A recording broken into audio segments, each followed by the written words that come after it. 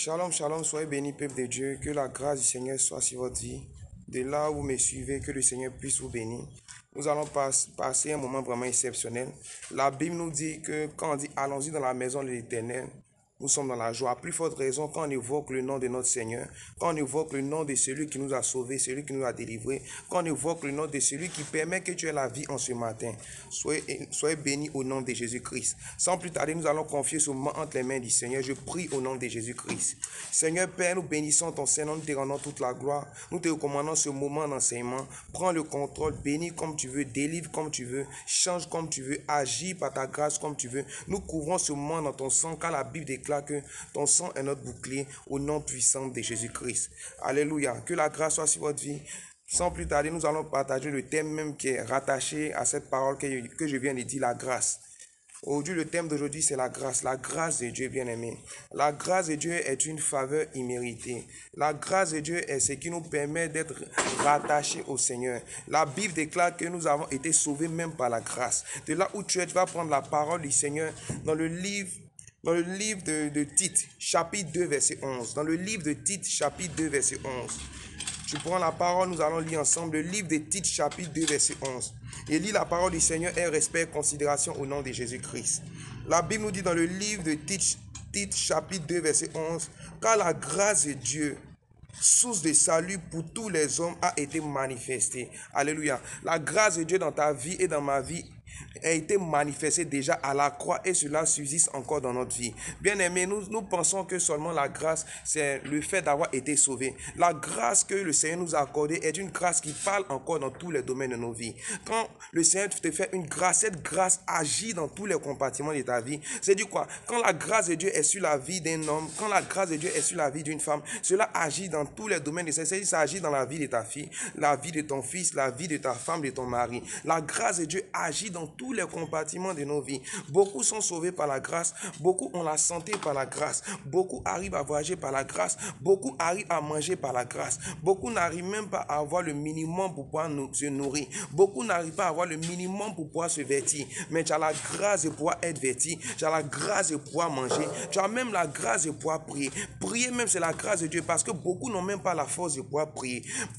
Même pouvoir jeûner c'est la grâce de Dieu. Dans tous les compartiments de nos vies manifeste la grâce de Dieu. Et avant de parler de grâce, il y a ce côté-là qui se manifeste avant la grâce, l'amour de Dieu. Quand quelqu'un t'aime vraiment, quand quelqu'un manifeste un amour vrai et sincère pour toi, la grâce agit. Parce que la grâce est une forme de préférence. Amen.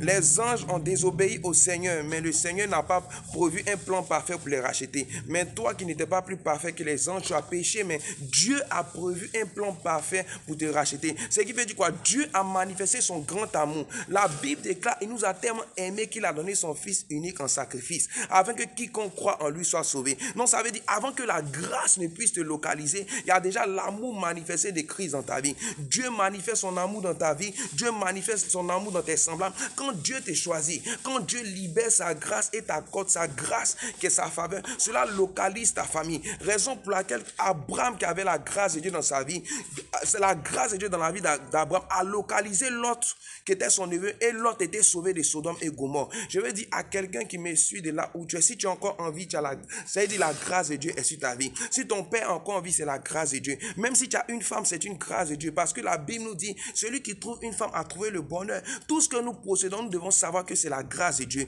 La Bible nous dit encore dans le livre de Luc, que 10 lépreux ont été guéris par le Seigneur, mais un seul est venu montrer la gratitude. Ce dernier-là a montré, au fait, a reconnu la grâce que Dieu lui avait fait. Beaucoup de nos jours, nous ne reconnaissons pas la grâce de Dieu dans nos vies. Beaucoup de personnes dans nos jours, nous pensons que tout ce que nous obtenons, c'est de nos propres forces. Tu ne peux rien obtenir de tes propres forces. Tu ne peux pas te sauver de tes propres forces. Tu ne peux pas avoir à manger de tes propres forces. Ton commerce, tes affaires, ta maison, tout ce que tu possèdes, ça vient de la grâce de Dieu. Donc nous devons avoir en tête et en conscience que tout ce que nous possédons, tout ce que nous vivons est de la grâce de Dieu.